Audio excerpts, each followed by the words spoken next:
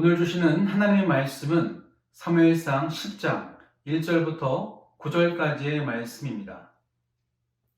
이에 사무엘이 기름병을 가져다가 사울의 머리에 붓고 입맞추며 이르되 여호와께서 내게 기름을 부으사 그의 기업의 지도자로 삼지 아니하셨느냐. 내가 오늘 나를 떠나 가다가 베냐민 경계 셀사에 있는 라헬의 묘실 곁에서 두 사람을 만나리니 그들이 내게 이르기를 내가 찾으러 갔던 암나귀들을 찾은지라. 내 아버지가 암나귀들의 염려는 놓았으나 너희로 말미암아 걱정하여 이르되 내 아들을 위하여 어찌하리요 하더라 할 것이요. 내가 거기서 더 나아가서 다볼 상수리 나무에 이르면 거기서 하나님을 배우려고 베델로 올라가는 세 사람을 만나리니 한 사람은 염소 새끼 셋을 이끌었고 한 사람은 떡 세 덩이를 가졌고 한 사람은 포도주 한 가죽 부대를 가진 자라. 그들이 내게 문안하고 떡 두 덩이를 주겠고 너는 그의 손에서 받으리라. 그 후에 내가 하나님의 산에 이르리니 그곳에는 블레셋 사람들의 영문이 있느니라. 내가 그리로 가서 그 성읍으로 들어갈 때에 선자의 무리가 산당에서부터 비파와 소고와 저와 수금을 앞세우고 예언하며 내려오는 것을 만날 것이요. 내게는 여호와의 영이 크게 임하리니 너도 그들과 함께 예언을 하고 변하여 새 사람이 되리라. 이 징조가 내게 임하거든 너는 괴를 따라 행하라. 하나님이 너와 함께 하시느니라. 너는 나보다 앞서 길갈로 내려가라. 내가 네게로 내려가서 번제와 화목제를 드리리니 내가 네게 가서 내가 행할 것을 가르칠 때까지 7일 동안 기다리라.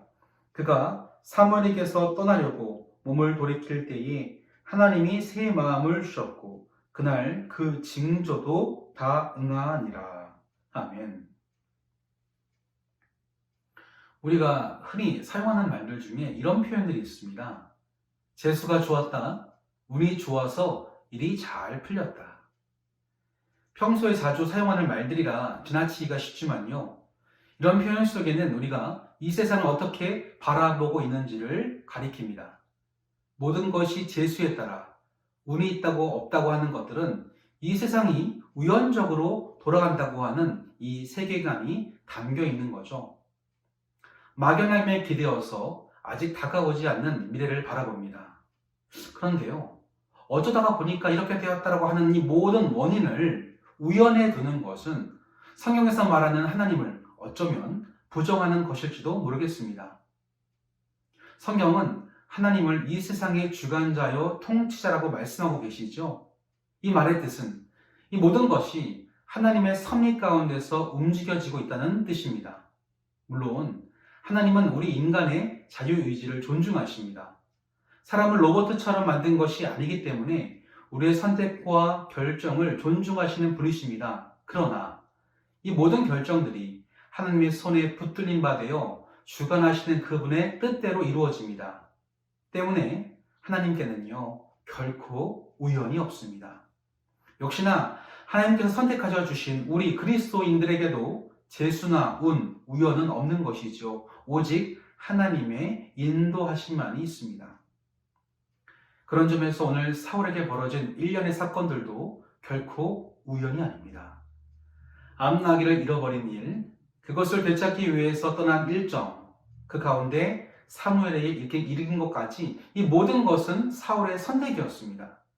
그런데 하나님은요, 그런 그의 선택과 결정을 사용하셔서 그를 이스라엘의 왕으로 세우시기 위한 자신의 계획을 이뤄가십니다.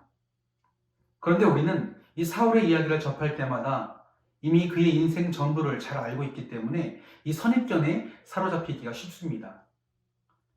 사울이 결국 하나님을 신뢰하지 않았고 불순종해서 실패한 왕이라고 단정짓기 때문에 이 그의 모든 이야기를 부정적으로 보려는 경향들이 있습니다.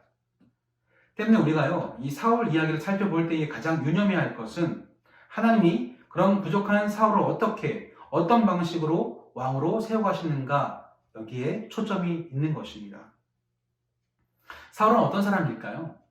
전반적으로 볼 때 꽤나 신중한 성격을 가지고 있었습니다. 어쩔 때는 신중하다고 못해 조심스럽고 소심한 모습도 나타납니다.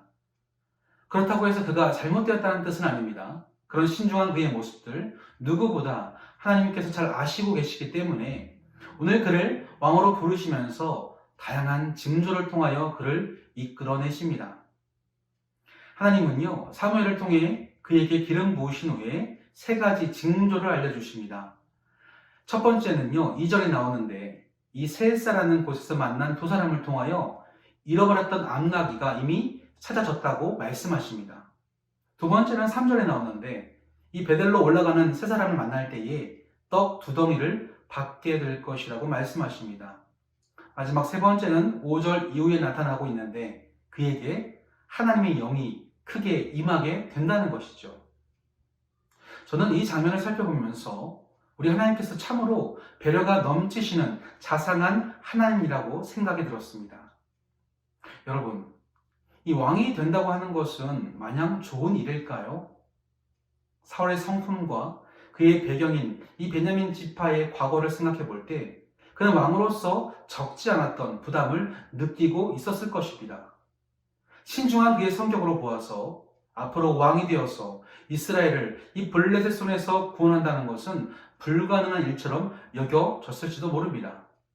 그래서인지 내일 살펴볼 10장 후반부를 보시면요, 사울이 왕으로 지명될 때에 그는 짐 보따리 사이에 숨어 있었습니다. 사람들의 시선이 모아지고 부담이 가중되는 그 자리를 과연 자신이 해낼 수 있을지 걱정이 앞섰기 때문이죠. 그런데 중요한 건요, 그런 마음을 누구보다 하나님이 잘 알고 계셨습니다. 그가 얼마나 연약하고 부족한지도 그의 성품이 어떠한지도 누구보다 하나님이 알고 계셨습니다. 바로 그런 그를 누가 부르셨습니까? 네, 하나님이십니다. 이 말은요, 그가 왕이 되고 안 되고 무슨 일을 하고 안 하고는 그 자신에게 달린 것이 아니라 오직 그를 세워주시는 하나님께 있다는 뜻입니다. 어쩌면 이 부르심은요, 인간적인 시각에서 볼 때 터무니없는 인사이동일 수 있겠습니다. 사람들은 어떤 자리에 누군가를 세울 때에 그에 적합한지 참 많은 것을 따집니다. 그런 시각에서 볼 때 오늘 이 부족해 보이는 사울을 왕으로 세우시는 것은 예산 낭비, 행정 실패라고도 생각될 수 있겠습니다. 그러나 오늘 본문에서 우리가 깨달을 수 있는 것은 사울을 세우신 것은 그 누구도 아니고 바로 하나님이시라는 사실입니다. 그래서 갈등하고 고민하고 자신감이 부족한 그에게 세 번씩이나 징조를 보여주시는 거죠.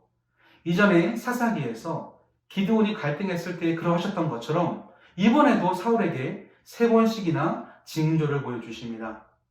그렇게 자상하게 설득하십니다.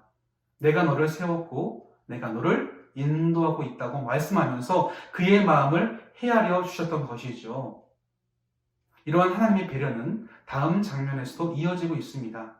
제가 6절 말씀 읽어드립니다. 내게는 여호와의 영이 크게 임하리니 너도 그들과 함께 예언을 하고 변하여 새 사람이 되리라. 사무엘서 말씀 가운데 이 여호와의 영이 크게 임했다는 표현은 딱 두 번 등장하는데요. 하나는 이곳에서 사울과 또 나중에는 똑같이 기름 부음 받은 왕인 다윗의 경우에 등장합니다. 이것은 하나님을 대신하여 이스라엘을 왕으로 통치하는 이 사람들을 세우시면서 하나님께서 그냥 그 자리를 무턱대고 맡겨주시지 않는다는 뜻이죠. 거꾸로 말하면 하나님은 누군가를 세우시고 나서 그가 알아서 하겠지라고 방치하시는 분이 아니라 그 자리에서 하나님의 뜻에 감동되어 사명을 감당할 수 있는 능력 또한 주신다는 뜻입니다. 그런 사람을 가리켜서 6절 말미에 새 사람이라고 표현하고 있습니다. 여기서 말하는 새 사람이란 말을 히브리어로 하면요, 이쉬 아헤르라고 하는데 이쉬는 사람, 아헤르는 다른이라는 뜻을 갖고 있습니다. 직역하면 다른 사람이 될 것이다.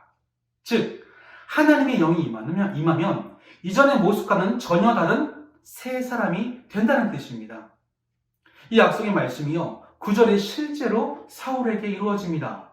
9절 말씀 읽어드리겠습니다. 그가 사무엘에게서 떠나려고 몸을 돌이킬 때에 하나님이 새 마음을 주셨고 그날 그 징조도 다 응하니라. 아멘. 하나님께서 새 마음을 주셨습니다.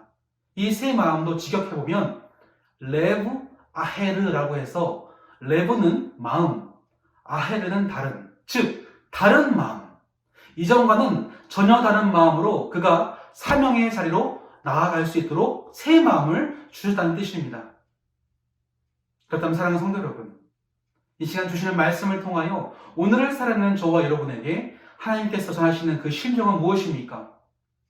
사울이 왕으로 세워지는 것만큼이나 우리가 어떤 자리에 부름받고 순종해야 하는 것은 망설임과 두려움을 동반합니다.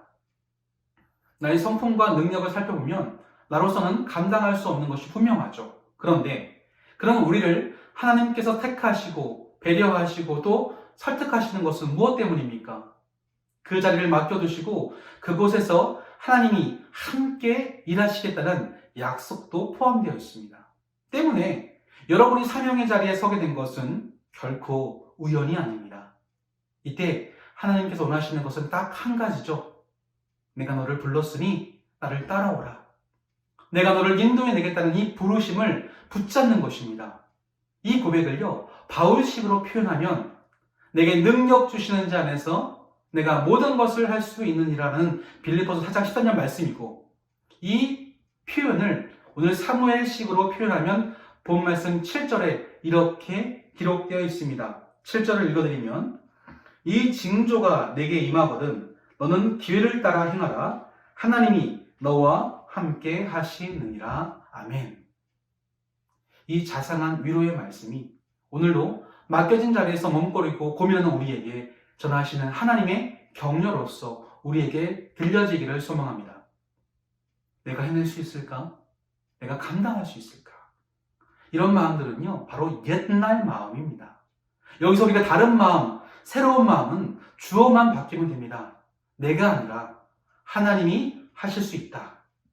내가 아니라 하나님께서 감당케 하신다. 이 마음으로 성령님의 인도하심을 따라 우리에게 맡겨진 자리에서 설 때에 하나님은 함께 일해 주실 겁니다. 그 마음으로 오늘 하루도 승리하는 저와 여러분 되어 주시기를 주님의 이름으로 간절히 축원합니다. 아멘. 기도하시겠습니다. 전능하신 하나님 아버지, 오늘도 하나님의 부르심을 따라 맡겨주신 자리에 나아가는 우리들에게 말씀으로 위로하여 주심에 감사드립니다. 때로는 주어진 자리를 감당하는 것이 힘들고 버겁게 느껴질 때도 있었습니다. 하지만 하나님은 당신의 일꾼들을 책임지시는 분이심을 믿습니다. 내주하시는 성령님을 따라서 나를 인도하시는 하나님을 인정하고 담대함으로 나아가는 하루가 되도록 인도하여 주시옵소서. 예수님 이름으로 기도드립니다. 아멘.